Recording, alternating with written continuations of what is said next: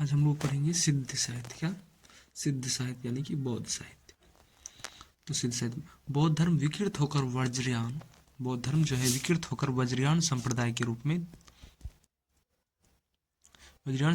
रूप में देश के पूर्वी भागों में बहुत दिनों से चला रहा था। देश के पूर्वी भाग यानी कि बिहार, अरुणाचल प्रदेश, असम और उड़ीसा आदि में जो है चले आ रहे थे। ये बिहार से लेकर असम तक फैले थे और सिद्ध कहलाते थे। क्या कहलाते थे? सिद्ध कहलाते थे। तो टोटल सिद्धों की संख्या कितनी है? 84 है। कुल सिद्धों की संख्या कितनी है? 84। तो टोटल 84 सिद्ध हैं, जिसमें कि 4 महिलाएं और 80 जो है पुरुष ही हैं। 84 सिद्धों में से जो है केवल 4 ही महिलाएं थी, जिनके कुछ नाम हैं कि कौन कौन से हैं। लुहीपा, लिलीपा, विरूपा, डोम्बेपा, सबरीपा, सरहप्पा। सरहप्पा जो है ये राहुल संगठन के अनुसार सबसे हिंदी साहित्य के सबसे प्रथम कवि है। तो हिंदी साहित्य के अनुसार जो सरहप्पा हिंदी का प्रथम कवि है। और कंकलिपा, मणिपा, गोरक्षपा यानी कि बाबा गोरखनाथ जो है पहले इसी में थे सिद्ध साहित्य में, उसके बाद ये अलग होकर जो है अपना अलग संप्रदाय बनाया, नाथ संप्रदाय। तो गोरक्षपा, चंगड़ीपा, वीणापा, शांतिपा, तंतिपा, चमटीपा, खडपा, नागार्जुन अपने मिथिला के कवि बाबा नागार्जुन, कन्हप्पा, कन्नड़ीपा, थगनपा, नगरोपा, सिलप्पा, तिलोप्पा, छत्रपा, भद्रपा, दक्षिणपा। बाकी दृष्टि पेज नंबर 58 है। इन 84 सिद्धों में से 4 महिलाएं थी एवं 80 पुरुष थे। ठीक है। बिहार के नालंदा विश्वविद्यालय और विक्रमशिला जो है भागलपुर वाला वज्रयान शाखा के अड्डे थे। तो बिहार के नालंदा विश्वविद्यालय और विक्रमशिला जो है वो वज्रयान शाखा के अड्डे थे, यानी कि महत्वपूर्ण रूप से यहाँ पढ़ाए जाते थे। बख्तियार खिलजी ने इन दोनों स्थानों को जब उजाड़ा तब ये तीतर बीतर हो गए। कहा जाता है कि 6 महीने तक इसका पुस्तक जला था। इसमें इतना पुस्तकें थी कि 6 महीने तक पुस्तक इनकी जली थी, तीतर बीतर हो गए। बहुत से वोट आदि अन्य देशों में चले गए। बहुत से यहाँ के बौद्ध सिद्ध लोग थे वो वोट देश यानी कि वोट कहते हैं इसको तिब्बत को, वोट कहते हैं तिब्बत को, तो वोट देश आदि अन्य देशों में चले गए। तो राहुल संगठन ने वोट देश यानी कि तिब्बत में जाकर जितने भी अभी भी देखो तिब्बत में जो है बौद्धों की संख्या बहुत ज़्यादा है। तो ये सब लोग कहाँ रहते थे? सिद्ध बौद्ध की जो है एक तरह का से अगर घर कहा जाए तो जन्म तो लिया नेपाल में, ज्ञान की प्राप्ति हुई बिहार में, और पला पसा कहाँ? तो तिब्बत यानी कि भोट में। पला पोसा भी यहाँ पे, लेकिन बाद में वो तिब्बत चले गए थे यानी भोट देश में। तिब्बत जाकर सिद्धों की और बहुत सी रचनाएं ले। राहुल संगठन जी जो है भोट देश में जाकर यानी तिब्बत जाकर सिद्धों की बहुत सी और रचनाएं लाए, जो कि सिद्ध लोग गए थे अपनी रचनाएं वहाँ पे लेके गए थे। तो वहाँ जाकर जो है राहुल संगठन जी लाए। सिद्धों में सबसे पुराने सरहप्पा, सिद्धों में जो सबसे पुराने कौन है? सरहप्पा। सरहप्पा का नाम जो है वो अलग है, सरह भी है, सरोज ब्रज भी नाम। सरहप्पा का नाम सरह और सरोज ब्रज भी नाम है, जिनका काल विनयोतोष भट्टाचार्य ने 690 निश्चित किया है। और देखो सिद्ध साहित्य का जो समय माना गया वो 7वीं सदी से माना गया, तो यानी 700 ईस्वी के आसपास सिद्ध साहित्य लोग थे। सिद्ध लोग का समय था 7वीं सदी। तो यहाँ पर 690 ईस्वी निर्धारित किया गया है। किसका? सरहप्पा। तो बौद्ध धर्म ने जब तांत्रिक रूप ले लिया, तब उसमें से 5 ध्यानी मुद्रा और उनकी शक्तियों के अतिरिक्त अनेक बौद्धिस्टों की भावना की गई जो सृष्टि की परिचालना करते थे। ठीक है। ब्रजयान में आकर महासुखवाद का प्रवर्तन हुआ। ब्रजयान शाखा में जो है आकर महासुखवाद का प्रवर्तन हुआ। प्रज्ञा और उपाय के योग से इस महासुखवाद की दशा की प्राप्ति होती है। निर्वाण के 3 अवयव ठहराए गए। निर्वाण यानी कि जैसे अपना लोग हिंदू धर्म में होता है मोक्ष की प्राप्ति, तो इसी तरह से बोल रहा है कि सिद्ध में निर्माण के 3 अवयव ठहराए गए। कौन कौन से? शून्य, विज्ञान और महासुख। तो शून्य, विज्ञान और महासुख। उपनिषद में ब्राह्मण के सुख परिणाम का अंदाजा करने के लिए उसे सहवाज सुख से 100 गुना था। उपनिषद में ब्रह्मानंद के सुख परिणाम का अंदाजा करने के लिए उसे सहवाज सुख से 100 गुना था, 100 गुना का से 100 गुना कहा जाता था। पर वज्रयान में निर्वाण के सुख का स्वरूप ही शाहवाद सुख के समान बताया गया। अगला बिंदु है कि बौद्ध धर्म से निकली वज्रयान शाखा। तो वज्रयान शाखा किस धर्म से निकली है? तो बौद्ध धर्म से निकली है। से तांत्रिक भोगियों को सिद्ध कहा। बौद्ध धर्म से निकली वज्रयान शाखा में जो तांत्रिक होते थे, बड़े बड़े ऋषि, जिसके पास कुछ तांत्रिक शक्तियां आ जाती थी, तो उसे सिद्ध कहा गया है। तो सिद्धों की संख्या कितनी मानी गई है? 84। कितनी मानी गई है? 84। तो बौद्ध धर्म से निकली वज्रयान शाखा के तांत्रिक भोगियों क्यों कहा जाता है? क्योंकि स्त्री का भी सेवन करते थे। कहते थे कि स्त्री का सेवन करने से जो आनंद की प्राप्ति होती है, वही भगवान की प्राप्ति करने में भी वही आनंद की प्राप्ति होती है। तो अर्थात जो सुख भगवान के मिलने पर आनंद होता है, सुख की प्राप्ति होती है, वही सुख जो है स्त्री के संयोग यानी कि संभोग, स्त्री के साथ संभोग करने से उसी आनंद की प्राप्ति होती है। तो ये लोग जो साहित्य लोग थे, सिद्ध लोग, ये लोग कहते थे स्त्री का भोग यानी स्त्री को विलासिता रूप से देखते थे। तो ब्रजज्ञान बौद्ध धर्म का विकृत रूप था। ब्रजज्ञान जो था वो बौद्ध धर्म का विकृत रूप था। इसमें सिद्धि प्राप्ति के लिए जो मद तथा स्त्री विशेष का जो प्रयोग आवश्यक था। तो इसमें जो है मद तथा स्त्री का भोग वस्तु यानी कि मद तथा मदिरा तथा स्त्री का जो है योग या सेवन करना आवश्यक था। तो ये स्त्री विशेष का जो भोग करते थे यानी कि सुख प्राप्ति के लिए जो स्त्री के साथ संभोग करते थे, उसको जो है वो महामुद्रा कहा जाता है। उसको क्या कहते थे? महामुद्रा या शक्ति योग ने। तो सुख प्राप्ति के लिए मद तथा स्त्री विशेषता डोमनी राज के आदि का जिसे शक्ति योग ने या महामुद्रा कहते थे, जिसे शक्ति योग ने या महामुद्रा कहते थे, योग या सेवन आवश्यक था। यह प्रथम सिद्ध सरहप्पा सहज जीवन पर बहुत बल देते थे। तो प्रथम सिद्ध जो है कौन है? सरहप्पा। ये सहज जीवन पर बहुत बल देते थे। इसी से ब्रजज्ञान शाखा को सहजयान भी कहा जाता था। तो सहजयान क्यों कहा जाता है ब्रजज्ञान शाखा को?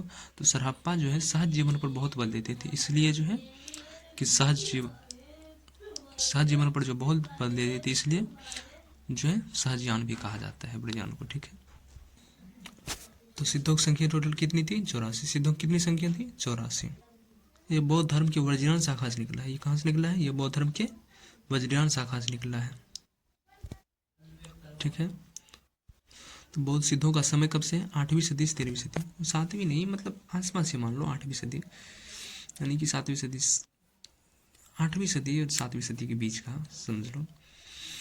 बौद्ध साहित्य का लेकिन सर्वमान्य है 8वीं सदी। तो बौद्ध साहित्य का जो समय है वो 8वीं सदी है से 13वीं सदी तक है। 8वीं सदी से 13वीं सदी है। इसका क्षेत्र कहाँ से कहाँ तक था? तो इसका क्षेत्र बिहार, बंगाल, उड़ीसा, असम आदि तक था। तो बिहार, बंगाल, उड़ीसा और असम तक। प्रमुख केंद्र कौन कौन सा था? नालंदा यूनिवर्सिटी, विक्रमशिला। और सिद्धों का केंद्र कहाँ था? सिद्ध लोग जो थे उसका केंद्र एक होगा ना कोई, तो केंद्र था श्री पर्वत। कहाँ था? श्री पर्वत। अब जो है सिद्ध साहित्य के प्रमुख कवि को देखते हैं। तो सिद्ध साहित्य में पहला जो आता है वो सरहप्पा आता है। कौन आता है? सरहप्पा। तो प्रथम सिद्ध सरहप्पा को कहा जाता है। प्रथम सिद्ध किसे कहा जाता है? सरहप्पा को। तो प्रथम सिद्ध सरहप्पा को हिंदी का प्रथम कवि माना जाता है। सरहप्पा को जो हिंदी का प्रथम कवि माना जाता है। और किसने माना है? तो राहुल शंकरदयाल ने। और सर्वमत्य हो गया बाद में, जो है सभी ने स्वीकार कर लिया कि सरहप्पा का हिंदी का प्रथम कवि है। सरहप्पा कब के कवि हैं? तो 8वीं सदी के। तो सरहप्पा जो है हिंदी के प्रथम कवि माना जाता है। और सर्वमत के अनुसार जो हिंदी का प्रथम कवि माना गया वो सरहप्पा को ही माना गया। ठीक है। तो कौन किसे माना है एक बार उसको देख लेते हैं। ठीक है। तो पुष्यदंत पुंड को किसने माना था? शिव सिंह सेंगर ने। शिव सिंह सेंगर और गिडसन ने पुष्यदंत पुंड को माना था। तो पुष्प किस पे चढ़ता है? शिव जी पे। तो पुष्यदंत पुंड को कौन मानेगा? शिव जी ने, यानी कि शिव सिंह सेंगर। और शालीभद्र सूरी, तो शालीभद्र सूरी कौन रखता है? तो गणपति चंद्रगुप्त शूल रखता है ना, तो गणपति ऐसे रखता है ना, एक शूल वाला रखता है गणपति भगवान। तो शालीभद्र सूरी को किसने माना है? गणपति चंद्रगुप्त ने। और स्वयंभू को रामकुमार वर्मा ने। तो स्वयं जो भू है यानी कि स्वयंभू भगवान राम जो है लंका की जब चढ़ाई कर रहे थे तो सर्वप्रथम किसको पूजा किया था? स्वयंभू को, यानी शिव, भगवान शिव के, शंकर जी को। तो इसलिए स्वयंभू को किसने माना? तो रामकुमार वर्मा ने। और राजा मुंज को किसने माना? तो चंद्रधर शर्मा गुलेरी ने। राजा मुंज को किसने माना? चंद्रधर शर्मा गुलेरी ने। और सरहप्पा को किसने माना? राहुल शंकर ने। और सरहप्पा ही जो है हिंदी का सर्वमत कवि है, प्रथम कवि। सरहप्पा को किसने माना? तो सिद्ध को सिद्ध ही मानेंगे ना, राहुल शंकर। और अब्दुल रहमान को, अब्दुल यानी कि मुस्लिम है ना, तो इसको हरजाई, एक उर्दू का शब्द आता है हरजाई, तो अब्दुल रहमान किस कौन मानेगा? हरजाई प्रसाद द्विवेदी यानी हजारी प्रसाद द्विवेदी। और महावीर भगवान वो तो शांत बैठे हैं कहीं एक जगह आशीर्वाद मुद्रा में, वो कभी किसी पे कटाक्ष नहीं करते, वो अभी आएगा भी नहीं, इस सब में हरजाई ही आता है। विद्यापति किसने माना? डॉक्टर बच्चन सिंह ने। और चंद्रवरदाई को किसने माना प्रथम कवि? तो रामचंद्र शुक्ल ने। रामचंद्र शुक्ल किसको माना? चंद्रवरदाई को।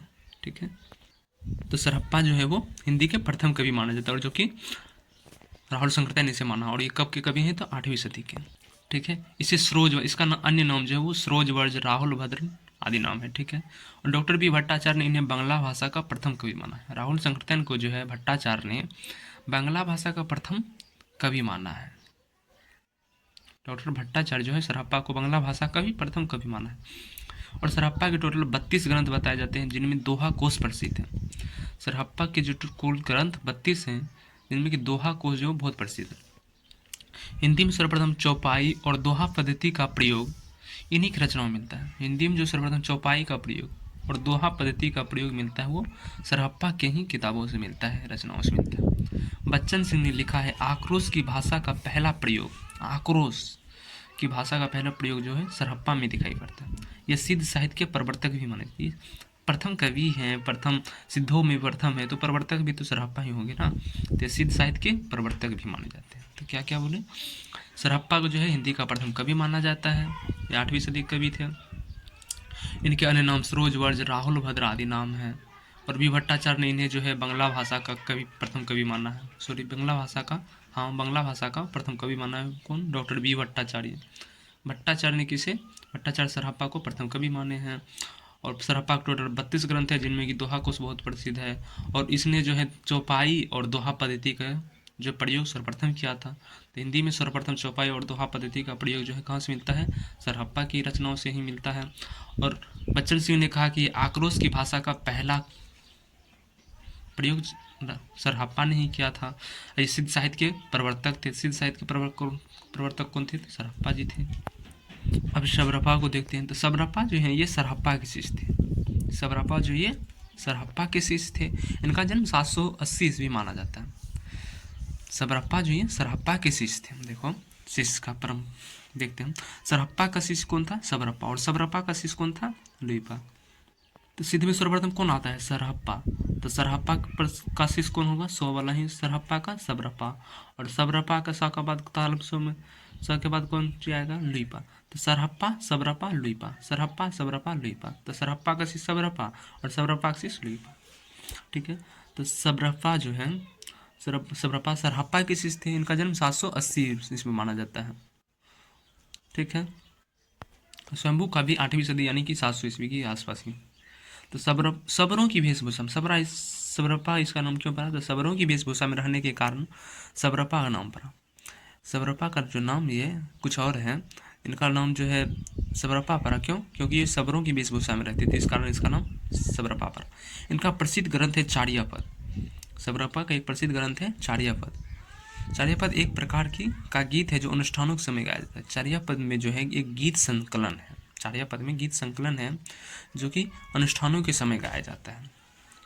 तो क्या समझे? सबरप्पा जो है सरहप्पा के शिष्य थे और सबरों की वेशभूषा में रहने के कारण इसका नाम सबरप्पा पड़ा। इनका एक प्रसिद्ध ग्रंथ है चार्यापद। ठीक है, अब पढ़ेंगे लुइपा को। ये सबरप्पा के शिष्य थे।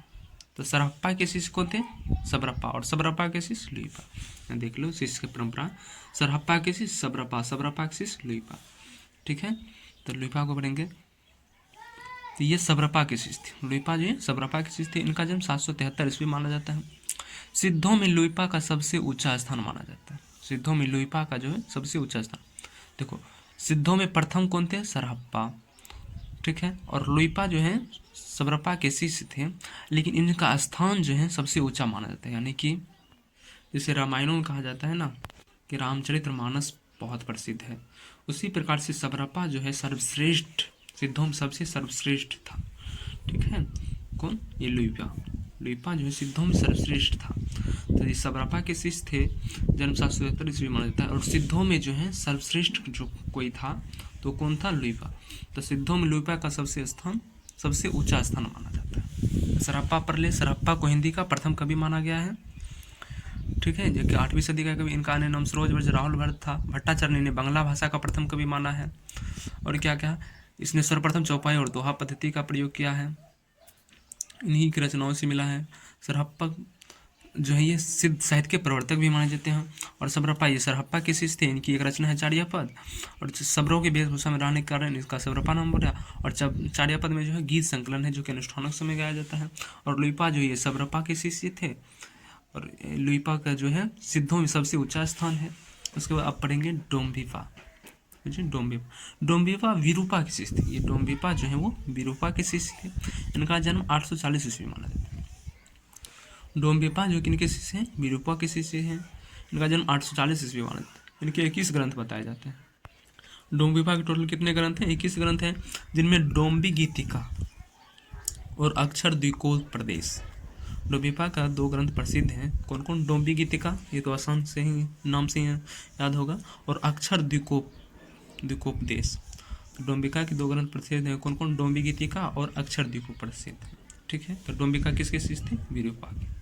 अब कन्हप्पा को पढ़ेंगे। तो अब जो है कन्हप्पा को देखते थे। कन्हप्पा जो है जालंधर के शिष्य थे। कौन जालंधर?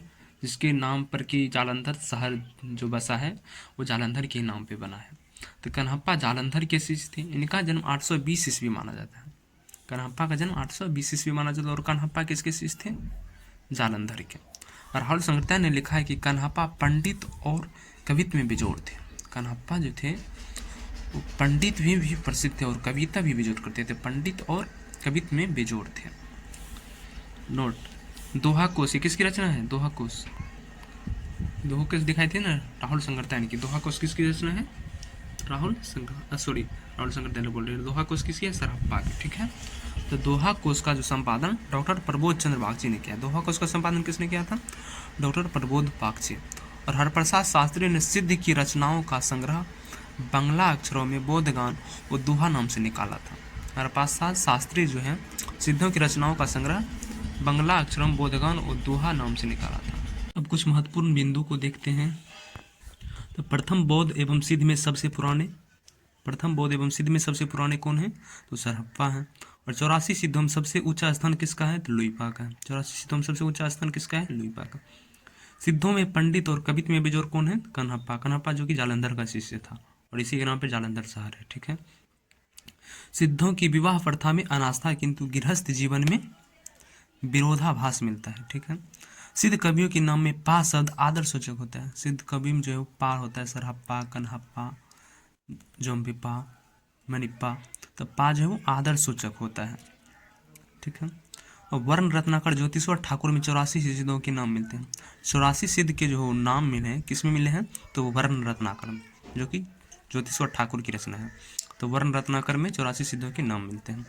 सिद्ध साहित्य में महामुद्रा शक्ति योगिनी का अर्थ है स्त्री सेवन से। सिद्ध साहित्य में जो महामुद्रा या शक्ति योगिनी का अर्थ है वो स्त्री सेवन या स्त्री भोग, स्त्री आलिंगन से है, ठीक है। महामुद्रा और शक्ति योगिनी का अर्थ किससे है? स्त्री सेवन से है। सिद्ध साहित्य में चार्यपद एवं दोहा कोश जो है इन दोनों रूपों में मिलते हैं। सिद्ध साहित्य में चार्यपद जो कि गीत के रूप में पढ़ाए थे, जो कि सबरप्पा का है ना, चार्यपद सबरप्पा का। तो ये है सिद्ध साहित्य में चार्यपद एवं दोहा कोश इन दोनों रूप में मिलते हैं, जो कि गीत रूप में और दोहा के रूप में मिलते हैं। ये दोनों गीत हैं। सिद्ध कवियों की भाषा सांधा या सांध्य कही जाती है। सिद्ध कवि की भाषा क्या थी? तो सांधा या सांध्य कही जाती है। संत साहित्य का बीज जो है, संत साहित्य का भी जो बीज लिया गया है, संत साहित्य का जो बीज है वो सिद्ध साहित्य में विद्यमान है। संत साहित्य का जो भी बीज है, जो कि बातों को घुमा के कहना, जैसे कबीरदास जी बातों को थोड़ा घुमा के कह रहे हैं कि पाखर पूजे खुदा मिले तो मैं पूजू। कहा गया है कि पाखर पूजे खुदा मिले तो मैं पूजू उपहार। उसी पे है कि एक टोपी पहने खुदा मिले ते मैं और हो तिरपाल, कबीरदास का। तो संत साहित्य का जो बीज है वो